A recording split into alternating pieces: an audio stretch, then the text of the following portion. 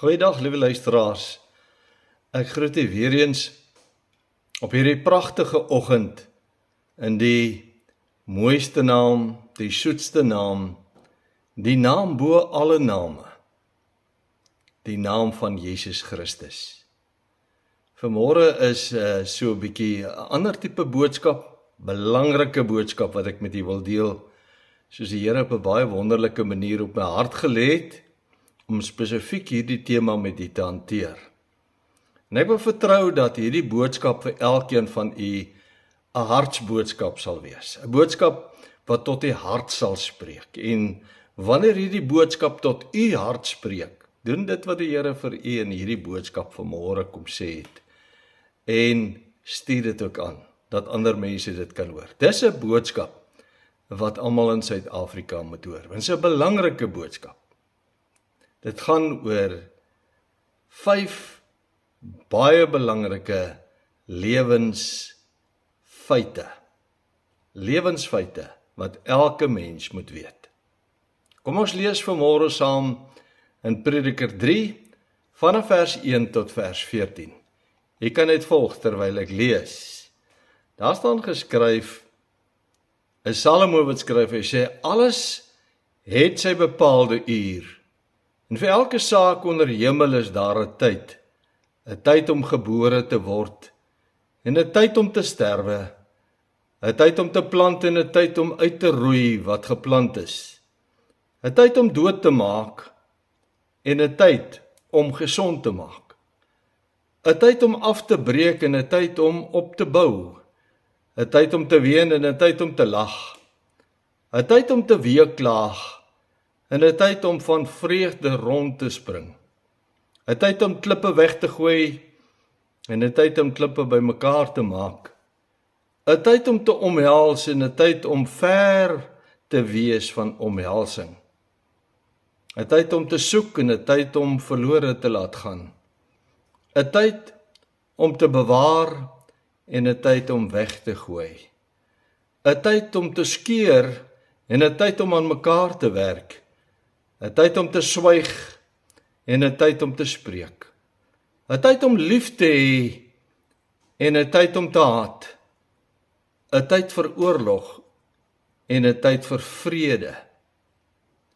Watter voordeel het hy wat werk, deurdat hy hom vermoei?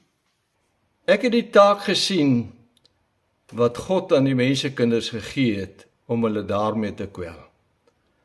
Alles het hy mooi gemaak op sy tyd.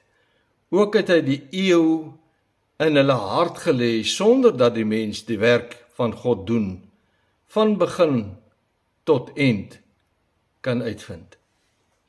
So het ek dan ingesien dat daar niks beters onder hulle is nie as om bly te wees en om goed te doen in die lewe.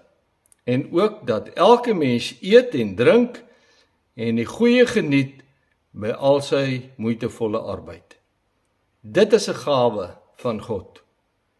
Ek het ingesien dat alles wat God doen vir ewig sal bestaan. Daar kan niks bygevoeg en daar kan niks van weggeneem word nie. En God het dit so gemaak dat hulle moes vrees voor sy aangesig. Baie interessante gedeelte wat ons saam gelees het. Kom ons bid net saam. Ons wonderlike Vader, as ons dink aan Salomo en wat hy hier geskryf het, dan dink ons aan 'n wyse man wat op 'n stadium met God gewandel het, maar van U af weggedwaal het. Jare later kan ons steeds lees in Spreuke, wat in hierdie geval in 'n Prediker, waar Salomo geskryf het oor 'n tyd vir alles. 'n Tyd om dit te doen en 'n tyd om dat te doen. 'n Interessante gedeelte wat ons saam gelees het. Ons wil vanmôre vra dat U met ons sal praat uit U woord, soos altyd. Kom praat vanmôre weer tot elkeen van ons harte. Ek wil bid, Here, dat daar oop en ontvanklike harte sal wees vir 'n baie kosbare en belangrike woord. Spreek tot mense se harte. en lei hulle deur u Heilige Gees om gehoorsaam te wees en daders van die woord te word. Ons bid dit alles in Jesus se naam. Amen. Ek wil net, soos dit my gewoonte is, vir u weer enkele vers uit ons geleesde gedeelte voorhou, en vanmôre wil ek net weer 3 verse uit ons geleesde gedeelte aan u voorhou, en dit is Prediker 3 vers 1 en 2, en dan ook die 14de vers. In vers 1 en 2 skryf Salomo so, hy begin so, hy sê, alles het sy bepaalde uur, en vir elke saak onder die hemel is daar 'n tyd om gebore te word, en 'n tyd om te sterwe. En dan sê hy verder in vers 14, ek het ingesien dat alles wat God doen, vir ewig sal bestaan. Daar kan niks bygevoeg, en daar kan niks weggeneem word nie. En God het dit so gemaak, dat hulle moes vrees voor sy aangesig. So hy sê, die Here het alles gemaak, dat die mense kan weet, God het dit gemaak. Wanneer hulle daarna kyk, met hulle weet, dat daar 'n lewende skepper God is, en dat hulle hom moet vrees en hom moet dien. Nou ja, vriende, ek wil vanmôre met u praat oor 5 baie belangrike lewensfeite. Ek wil nie met u praat oor lewenslesse nie, maar ek wil met u praat oor 5 belangrike lewensfeite, soos die Here op my hart gelê het. Nou vriende, jare gelede, toe ek as 'n jong speurder in die Namibiese polisie tot bekering gekom het, was ek natuurlik so geïnspireerd en so passievol vir die Here en sy saak, dat ek met almal by my werk oor Jesus gepraat het, en teenoor almal getuig het van my ontmoeting met die Here Jesus as my persoonlike verlosser en saligmaker. Dit was vir my die lekkerste ding om met almal te deel, dat ek Jesus Christus as my verlosser en saligmaker leer ken het. Die 6de Februarie 2026 sal dit presies 40 jaar wees wat ek en my vrou die Here dien, en steeds het ek nie my passie om met mense oor Jesus te praat verloor nie. Daarom is ek steeds besig om die woord van die Here te bedien, want ek het nog nooit my passie verloor om met mense oor Jesus te praat nie. Ek kon na my bekering net eenvoudig nie stil bly nie. Ek het almal gewaarsku, omdat ek hulle lewe geken het, gewaarsku om hulle saak met Jesus Christus reg te maak, want ek het dadelik na my redding 'n geweldige sielelas vir my kollegas gehad, omdat ek meeste van hulle se lewe geken het. Want ek het net voor my bekering nog saam met baie van hulle gedrink, gevloek, walglike dinge onder mekaar gesels en daaroor gelag, en selfs die Here se naam gelaster en sy naam as vloektaal gebruik.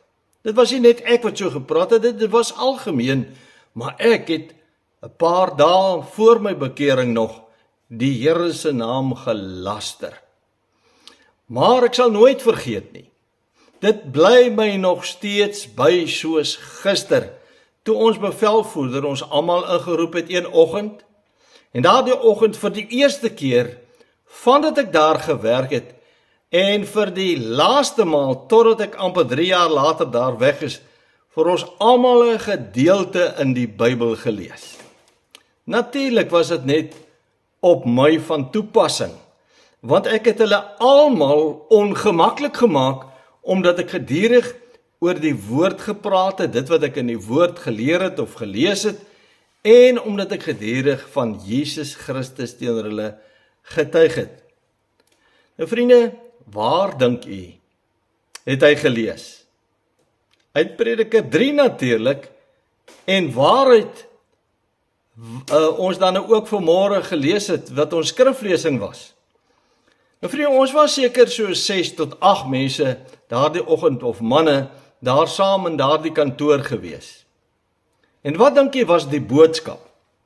Manne, die Bybel sê, dis die boodskap. Manne, die Bybel sê, daar is 'n tyd vir alles. Prediker 3 vers 1 tot 8.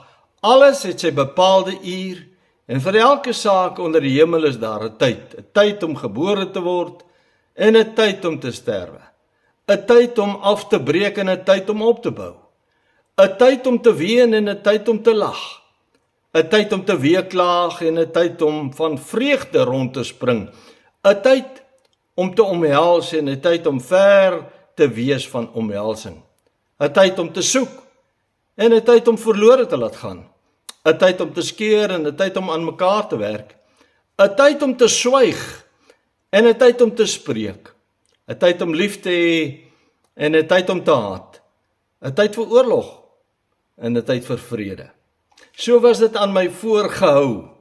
Awie, onthou, hier is jy by jou werk en nie by jou huis, tussen jou familie of jou vriende nie. Hier moet jy fokus op jou werk en nie die hele dag met almal oor die Here en oor die Bybel praat nie. Manne, onthou wat ons vanmôre gelees het. Daar's 'n tyd vir alles. En van nou af word hier by hierdie werk net oor die werk gepraat, oor dit wat daar gedoen moet word. Nou wil ek 'n vraag vra, dink u hulle het net oor die werk en die dinge van die werk in die toekoms gepraat? O nee, glad nie. Maar hulle het die meeste van die tyd, soos wat hulle gewoond was, het hulle gepraat oor al die dinge waaroor hulle voorheen gepraat het. Maar niemand was ooit daaroor aangespreek nie. Want as jy oor die Here en oor sy woord praat, dan gee jy aanstoot. Maar niemand kon my ooit daarvan beskuldig dat ek nie my werk goed gedoen het nie. Behalwe dat ek het gedoen het, het ek het goed gedoen, na die beste van my vermoë, en ek het goeie resultate gehad. Kom ek lees net weer vir u die 3 verse van oordenking wat ons vanmôre saam gelees het. Prediker 3 vers 1 en 2 sê, alles het sy bepaalde uur en vir elke saak onder die hemel is daar 'n tyd. 'n Tyd om gebore te word en 'n tyd om te sterwe. Dan sê vers 14, ek het ingesien, dis nou Salomo wat dit skryf, ek het ingesien dat alles wat God doen vir ewig sal bestaan. Daar kan niks bygevoeg en daar kan niks weggeneem word nie. En God het dit so gemaak dat hulle moet vrees voor sy aangesig. Die Here wil hê ons moet God vreesend wandel. Die Here wil hê dat elkeen van ons hom moet dien. Nou iemand skryf en sê, daar is eintlik net 3 gebeurtenisse in 'n mens se lewe. Jy word gebore, jy lewe en jy sterwe. Van ons geboorte is ons nie bewus nie, het hy geskryf. As ons sterwe, ly ons tensy dit skielik gebeur, en dan vergeet die meeste van ons om te lewe, of om voluit te lewe, sal ander mense sê. Dis beslis waar. Maar daar is baie meer as dit om van ons lewe te verstaan en te besef. En ek dink dis die moeilikheid. Baie mense verstaan nie waarom ons op hierdie aarde is nie. Mense besef nie wat is die doel van hulle lewe hier op aarde nie. En daarom handel my boodskap vanmôre nie oor 3 gebeurtenisse in 'n mens se lewe nie, maar oor 5 belangrike lewensfeite waaroor ons vanmôre moet praat. Nou die eerste feit, my liewe vriende, is dat almal van ons sondaars is. Almal van ons, daar's geen een mens op aarde wat nie 'n sondaar is nie. Net Jesus was sonder sonde. Ek dink, en ek het dit al baie vertel vir mense, aan my jongste seentjie. Hy het eenmiddag, hy was 'n klein seentjie, 2,5, 3 jaar, ek kan nie presies onthou nie. Het hy die middag, het hy gelê en slaap en sy ander boeties het buite gespeel en mamma het hulle geroep en vir elkeen 'n bakkie chips gegee. Maar dit was toe die jongste nou wakker geword het, en hy het ook sy bakkie chips gekry, en sy bakkie chips het in die middel gestaan, en toe die boeties inkom, moes hulle eers hande was, so hulle is verby na die badkamer toe, en hy het al ingeval by die tafel waar hulle gesit het, is sommer die koffietafel waar hulle gesit het, want daar was 'n TV-program, dink ek. En toe hy daar gaan sit, toe merk ek dit op. Wat doen hy? Hy vat by elke een van die boeties 'n chippie en hy eet dit, voordat hy sy eie eet. Nou, wie het dit vir hom geleer? Ek het verseker nie vir hom geleer om te steel nie, en hy het dit van nature, het hy sy boeties sy chippies geëet, toe hulle nader kom, het hy sy eie geëet. Vriende, dit laat dink my so aan 'n klein seentjie van 2 of 3 jaar, wat in die winkel skree en skop en huil en homself daar op die grond neergooi en met sy voete in die lug trap, omdat hy baie ongelukkig is, omdat sy mamma en sy pappa nie vir hom wil koop wat hy graag wil hê nie. 'n Klein seentjie, ons het hulle baie gesien, selfs 'n dogtertjie wat haar daar op die grond neergooi. En allerhande manewalise wil ek amper sê uithaal, omdat daardie kind selfs ongelukkig is, omdat sy ouer of haar ouer nie aan hulle wil toegee nie. Dis natuurlik 'n groot verleentheid vir die ouers, maar dis die natuur van die kind waarmee hy gebore is. Ek sê altyd, die pappa of die mamma gaan lê nie langs daardie kind op die grond en skop en skree en huil en gaan te kere nie, en wys vir hierdie kind hoe dit gedoen moet word nie. Dis in sy sondige natuur, of in haar sondige natuur. Dit het alles by die sondeval begin. Genesis 3 vers 4 tot 13, spel dit vir ons uit. Toe sê die slang vir die vrou: "Julle sal gewis nie sterwe nie." In 'n sekere sin het hy gelieg, en in 'n sekere sin het hy die waarheid vertel, want hulle het nie dadelik fisies gesterf nie, maar geestelik gesterf. Hy sê, maar God weet dat as julle daarvan eet, julle oë sal oopgaan, sodat julle soos God sal wees deur goed en kwaad te ken. Nou ja, tot op daardie stadium, weer eens het hy nie gelieg nie. Tot op daardie stadium het hulle net goed geken, maar nie goed en kwaad nie. Toe sien die vrou dat die boom goed was om van te eet, en dat hy 'n lus was vir die oë. Ja, 'n boom wat 'n mens kan begeer om verstand te verkry, en sy neem van sy vrugte, en eet en gee aan haar man by haar, en hy het geëet. Toe gaan albei se oë oop. Jy sien, onmiddellik ontvang hulle die sonde. Albei se oë het oopgegaan, en hulle word gewaar dat hulle naak is. Skielik is hulle skaam, hulle was nooit skaam nie, en hulle het vye blare aan mekaar gewerk en vir hulle skorte gemaak. Nou bedek hulle naaktheid, wat hulle nooit voorheen oor eers bekommerd was nie. En hulle het die stem van die Here God gehoor, terwyl hy wandel in die tuin in die aandwindjie. En die mense sê vrou het hulle verberg vir die aangesig van die Here God, tussen die bome van die tuin. So nou kruip hulle weg. Eers is hulle skaam, bedek hulle, nou kruip hulle weg vir God, want hulle het in sonde geval. Toe roep die Here God na die mens en sê vir hom: "Waar is jy?" En hy antwoord: "Ek het die geruis in die tuin gehoor en gevrees, want ek is naak, en daarom het ek my verberg." En toe die Here hulle gekonfronteer: "Hoe weet jy nou dat jy naak is? Julle van die verbode vrug geëet." So het die sondeval ons almal in sonde gedompel. In Romeine 3 vers 9 en 12 staan daar geskryf: "Wat dan? Het ons enige voorrang? Hoegenaamd nie, want ons het tevore al Jode sowel as Grieke beskuldig dat hulle almal onder die sonde is. Soos geskrywe is, daar is niemand regverdig nie, selfs nie een nie. Daar is niemand wat verstandig is nie. Daar is niemand wat God soek nie. In ons sondige toestand soek ons nie na die Here nie. Ek het nie eers na die Here gesoek nie, hy het eers na my gesoek. Daarom sê hierdie woord, daar is niemand wat God soek nie, want ons is in sonde. Hulle het almal afgewyk, saam met hulle ontaard. Daar is niemand wat goed doen nie. Daar is selfs nie een nie. Van nature doen ons nie goed nie. God moet ons verander, hy moet ons nuut maak deur sy gees, sodat ons kan verstaan wat dit beteken om goed te doen. Romeine 3 vers 23 sê, want almal het gesondig, en dit ontbreek hulle aan die heerlikheid van God. Omdat ek 'n sondaar is en in sonde gebore word, kan ek in hierdie sondige toestand nooit in die heerlikheid van God se hemel ingaan nie.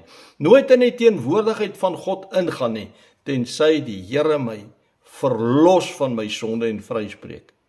Vriende, ek wil weer vra, kom lieg klein kindertjies as hulle gekonfronteer word. Nou die dag was ek by waar iemand sy dogtertjie gekonfronteer het. En hoe daardie kind wat nog nie eers 3 jaar oud is nie, amper 3 jaar oud is, openlik lieg. Ons het almal gelag daaroor. En toe sê ek vir hulle, sien julle die sondige natuur? Psalm 58 vers 4 sê, afvallig is die goddelose mense van die geboorte af. Die leenspreker dwaal van die moederskoot af. Die woord spel het vir ons uit. Elke mens is 'n sondaar. Elke mens is 'n verlore sondaar. Ons sonde en ons sondige toestand waarin ons gebore word, maak dat ons verlore is, dat ons hel toe gaan, dat ons hel verdiende sondaars is. Mense bly sondaars, totdat God hulle van hulle sonde vryspreek. Totdat God hulle sondes van die verlede, hede en selfs die toekoms vergewe, want God vergewe ons alles wanneer ons na Jesus toe kom. Psalm 51 vers 5 sê, want ek ken my oortredinge en my sonde is altyd deur voor my. Daarom bly ons altyd bewus van sonde wat ons doen. Ons moet steeds bely, maar God is so getrou. Hy sê hy verwyder ons sonde so ver as die ooste van die weste. Hy sit dit agter ons rug, hy dink nooit weer daaraan nie. Ons word almal in sonde gebore, vriende. Psalm 51 vers 7 sê, kyk, in ongeregtigheid is ek gebore en in sonde het my moeder my ontvang. So besef jy's 'n sondaar. Besef, omdat jy 'n sondaar is jy 'n helleling op pad na die ewige verdoemenis. Maar die tweede feit is, ons moet almal sterf. Fisies sterf natuurlik. Dis waarna ek verwys. Mense leef of hulle nooit sal sterwe nie, maar die straf van die sonde is die dood. Woord sê dit uitdruklik. So moet ons almal fisies sterf. Ons weet dit, ons het al baie geliefdes begrawe. As die Here vertoef om sy kinders te kom haal, moet ons almal in die graf neergelê word. Prediker 3 vers 1 tot 8 sê, alles het sy bepaalde uur, en elke saak, is eintlik net die eerste 2 verse, elke saak onder hemel is daar, vir elke saak onder hemel is daar 'n tyd om gebore te word, en 'n tyd om te sterwe. Dis so waar, vriende, almal van ons moet iewers sterwe. Romeine 6 vers 23 sê, want die loon van die sonde is die dood. Ons kan sê die straf van die sonde is die dood. Daarom moet ons almal sterwe. Hebreërs 9 vers 27 sê, en net soos die mense bestem is om eenmaal te sterwe. Ons word gebore eenmaal, ons sterwe fisies eenmaal. Maar ons is ook geestelik dood, daarom moet ons geestelik weer lewend gemaak word. Romeine 5 vers 12 sê, daarom soos deur een mens, en hier kom die antwoord, ons is deur Adam in die sonde gedompel, soos deur een mens die sonde in die wêreld ingekom het, en deur die sonde die dood, en so die dood tot alle mense deurgedring het, omdat almal gesondig het. Ons het in Adam almal die sonde ontvang. Ons is in Adam almal verlore sondaars, want die sondeval het die vloek oor ons gebring.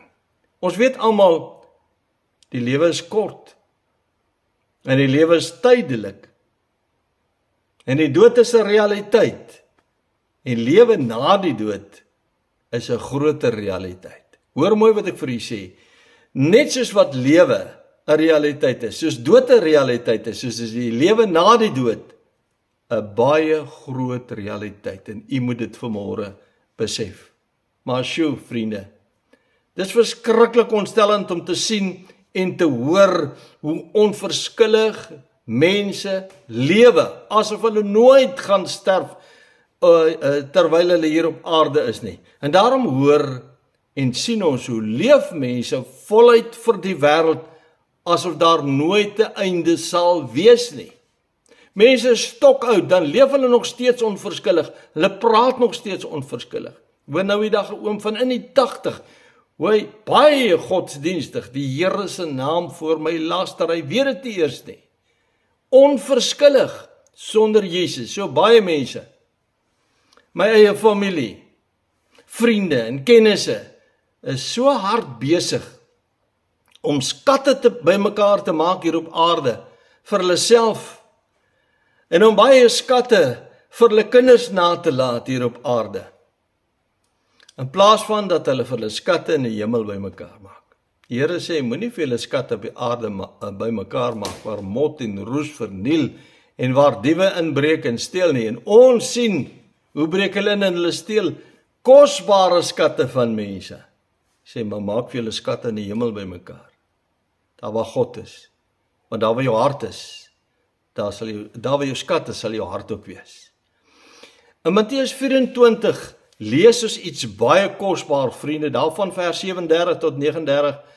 Dis die woorde van Jesus, hy het gesê, en net soos die dae van Noag was, en ons leef weer in die dae van Noag, so sal ook die koms van die seun van die mens wees. Want Jesus kom vir sy kinders, soos hy Noag en sy gesin weggevat het, voordat hy die sondvloed oor die aarde gebring het, so gaan hy sy kinders wegvat. Dis sê vers 38, want net soos hulle was, in die dae voor die sondvloed, toe hulle geëet en gedrink het, getrou en in 'n huwelik uitgegee. Daai eet en drink klink vir my soos partytjies en plesier. En dan sê hy, getrou en in 'n huwelik uitgegee, tot op die dag dat Noag in die ark gegaan het, en dit, hoor nou mooi, nie verstaan het, voordat die sondvloed gekom en almal weggevoer het nie, so sal ook die koms van die seun van die mens wees. So sal die koms van Jesus Christus wees, skielik en onverwags, maar die hartseer is, mense gaan aan met hulle lewe asof Jesus nooit gaan kom nie, mense gaan aan met hulle lewe asof hulle nooit gaan sterf nie.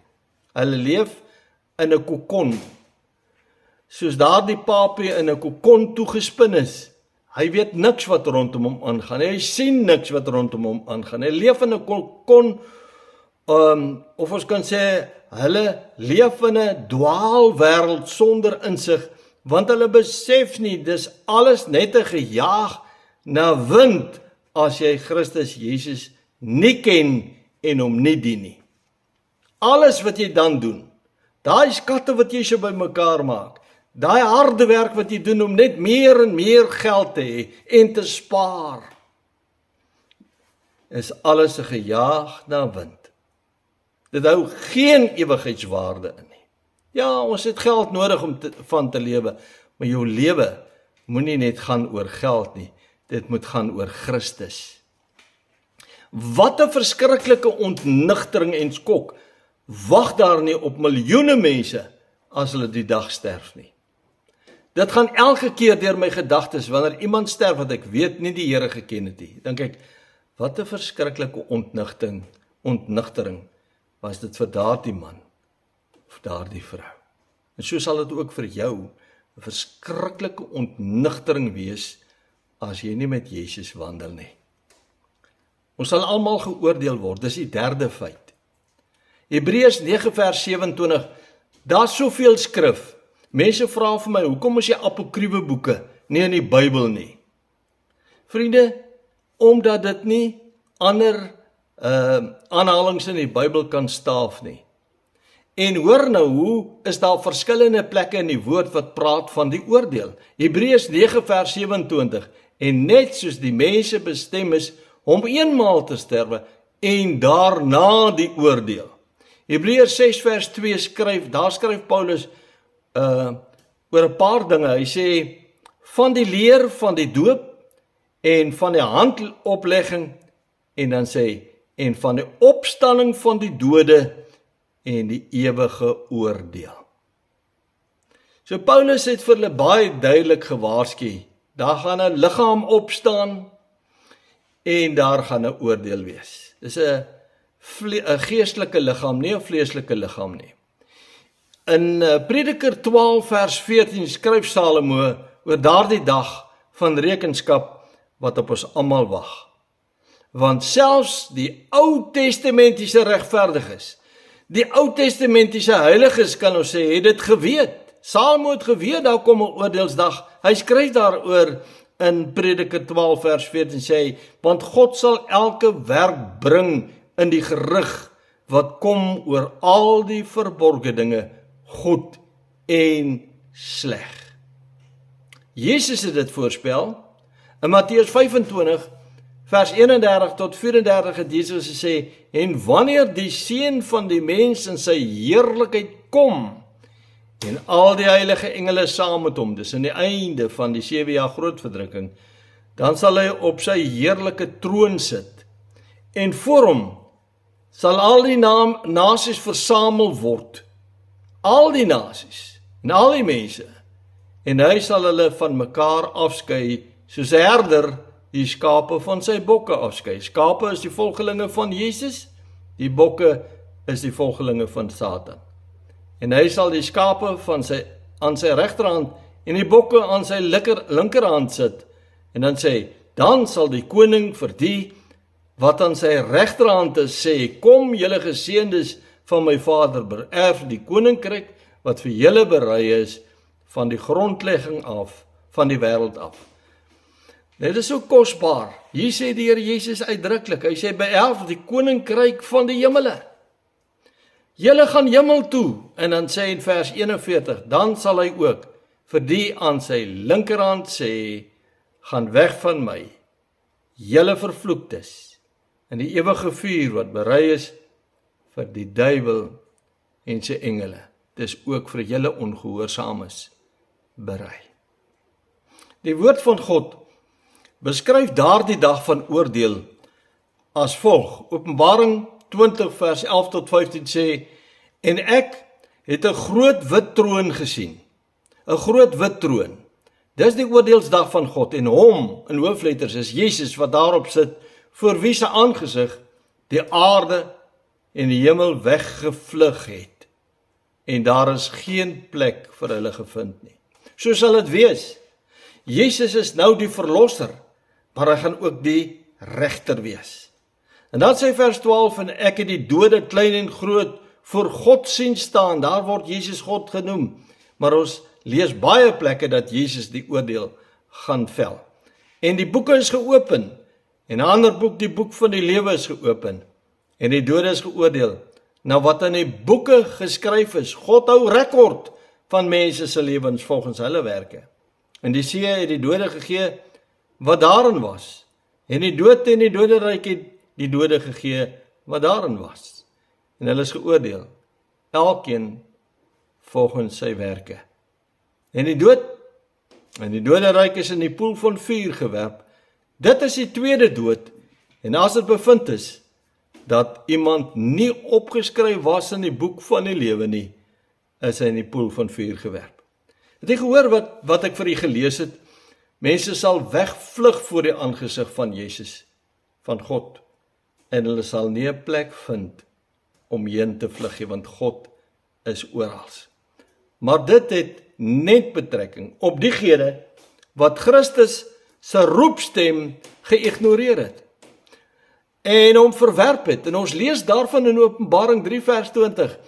Kyk, ek staan by die deur en ek klop, sê die Here Jesus. Ek staan by die deur en ek klop. As iemand aan die deur klop, staan hy buite. Hy sê, en as iemand my stem hoor. So hy roep, soos hy vir my geroep het, terwyl hy klop het hy gesê, Awie, Awie, Awie. Here staan buite. Hy klop, hy roep. En dan sê hy, en as iemand my stem hoor, en wat doen? Die deur oopmaak. Dan sal ek ingaan na hom toe, en saam met hom maaltyd hou, en hy met my. So baie mense hoor die roepstem van Jesus. Dan sê hulle, nee Here, is nie vir u tyd nie, nie nou nie Here. Ons sien die kans om hierdie keuse te maak nie. Wat van al ons vriende? Wat van die lewe wat so lekker is? Wat van al my sonde? Maar ook die ware kinders van die Here sal rekenskap gee, en daarvan lees ons in Romeine 14 vers 10 tot 12. Maar jy, waarom oordeel jy jou broeder? Ons is so lief om ons broer en suster te oordeel, of jy ook, waarom verag jy jou broeder? Want ons sal almal voor die regterstoel van Christus gestel word, want daar is geskrywe, so waaragtig as ek leef, sê die Here, voor my sal elke knie buig, en elke tong sal God bely, so sal elkeen van ons dan vir homself aan God rekenskap gee.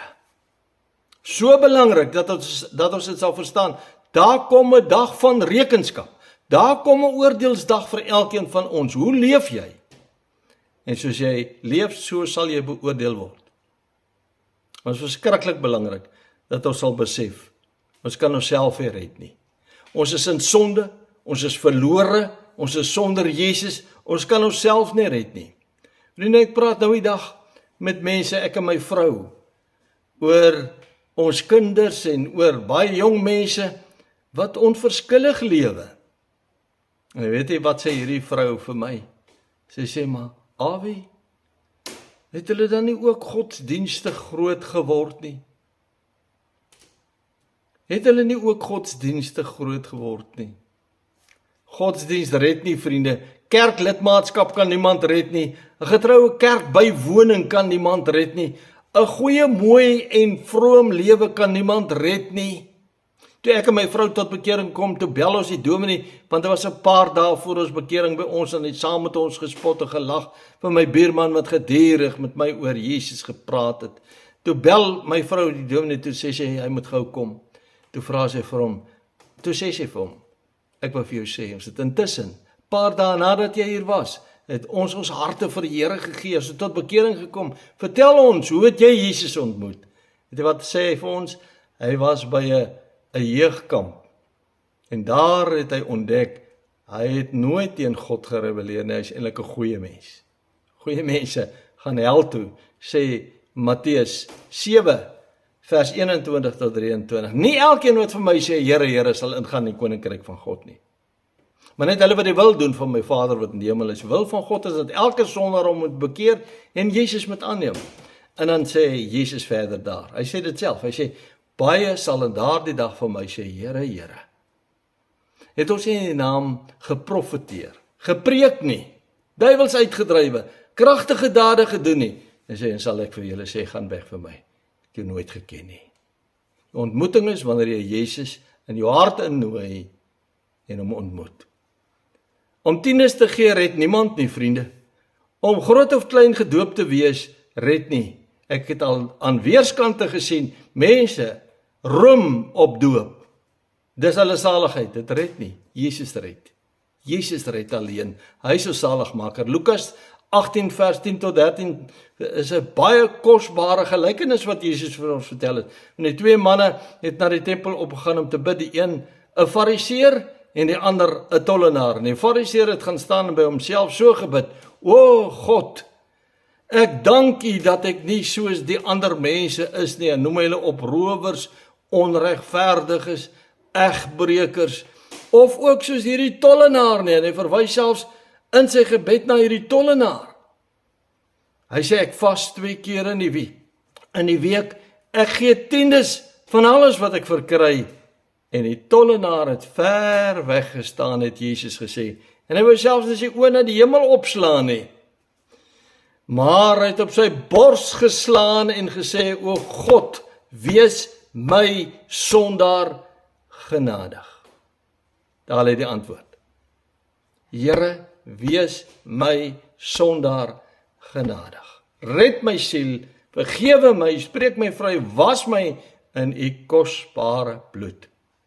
Toe ek in die Jaken was, het my buurman oom vir my gesê, jou swart pak, jou wit hemp en jou wit das gaan jou nie red nie. Net Jesus red. Iemand se redding kan ons vergelyk met 'n man wat met 'n bootjie op die see gevaar het, sy bootjie het omgeslaan en hy kan homself nie red nie. As iemand nie kom om hom daar in daardie toestand, daar in die diep blou see te red nie, dan gaan hy sterf daar in die see, of die haie gaan hom opvreet. En dieselfde toestand, in jou sondige toestand, kan net Jesus jou red. Efesiërs 2 vers 8 en 9 sê, want uit genade is julle gered, deur die geloof in Christus Jesus, en dit nie uit julle self nie, dit is die gawe van God, nie uit die werke nie, sodat niemand mag roem nie. Daarom fokus ons heel laastens op die heel belangrikste lewensfeit, en dit is, ons enigste hoop is Jesus Christus. Jou en my hoop vir saligheid, vir redding, vir verlossing, vir 'n ewige lewe, is net in Jesus Christus. Romeine 6 vers 23 sê, want die loon van die sonde is die dood, maar die genadegawe van God is die ewige lewe in Christus Jesus ons Here. Efesiërs 2 vers 10 spel dit vir ons ook uit. U kan dit self gaan lees, ek het nie tyd om dit alles te lees, maar hy sê uitdruklik dat ons deur Christus gered word. Ons was almal sondaars. Efesiërs 2 vers 1 tot 10 spel dit uit. Ons was almal sondaars en net Jesus Christus kan ons red. Matteus 18 vers 11 sê, want die Seun van die mens het gekom om te soek en te red die wat verlore was en verlore is. Jesus Christus is elke sondaar op aarde se enigste hoop tot redding en ons enigste hoop tot saligheid. Ek self kan nie myself red nie. Vriende, in Johannes 14 vers 6 het Jesus gesê, ek is die weg en die waarheid en die lewe. Niemand kom na die Vader behalwe deur my nie. Vriende, daarom kan enige mens op aarde slegs deur Jesus Christus, die weg, ons middelaar, deur hom alleen met die Vader versoen word. En hoekom moet ek met die Vader versoen word? Want die sondeval het 'n skeur en 'n verwydering gebring tussen God en die mens. En nou bring Jesus ons weer bymekaar. En nou kan ek, wanneer ek Jesus aangeneem het as my verlosser en saligmaker, weer met God die Vader versoen word. Want nou word ek sy kind. Dit is so belangrik dat ons sal verstaan. Die laaste skrif wat ek wil lees is ontsettend belangrik, waar Jesus gesê het vir Martha, die suster van Lazarus. Hy sê, daar staan in Johannes 11 vers 25 tot 27. Jesus sê vir haar, ek is die opstanding en die lewe. Daarom het Jesus uit die dood opgestaan, omdat hy lewe en gekom het om vir jou en my lewe te bring. Wie in my glo, sal lewe, al het hy ook gesterwe. Sien nie, Jesus praat van lewe na die dood. Wie in my glo, sal lewe, al het hy ook gesterwe. En elkeen wat lewe, hierdie kant van die graf, wat lewe en in my glo, sal nooit sterwe tot in ewigheid nie. Glo jy dit? En wat Jesus sê is, as ons werklik met hart en siel in hom glo as ons verlosser saligmaker, sal ons die oomblik wat ons asem uitblaas, steeds lewe. Want ons sal lewe ervaar na die dood. En toe vra Jesus vir haar, glo jy dit? En sy antwoord, ja, Here, ek glo dat U die Christus is, die Seun van God, wat in die wêreld sou kom. Ek sluit af. Ken jy Jesus as jou verlosser en saligmaker? Ken jy hom persoonlik? Het jy hom al aangeneem as jou verlosser en saligmaker? Het hy al deur sy gees in jou hart gekom en jou lewe nuut gemaak? Kan jy getuig, jy is Jesus se kind? Kan jy getuig, hy het jou gered? Kan jy getuig, hy het jou die ewige lewe reeds dis kan die graf gegee? Jy's nie bang om te sterwe nie, jy gaan na Jesus toe. As jy nie seker is nie, buig vanmôre voor Jesus, erken jy se sondaar. Lê jou sonde voor sy voete, neem hom aan as jou verlosser en saligmaker. Mag God genade gee. Amen. Kom ons bid saam. Here, U woord oor hierdie 5 baie belangrike lewensfeite was so kosbaar vanmôre. Ek glo U het met elke luisteraar gespreek.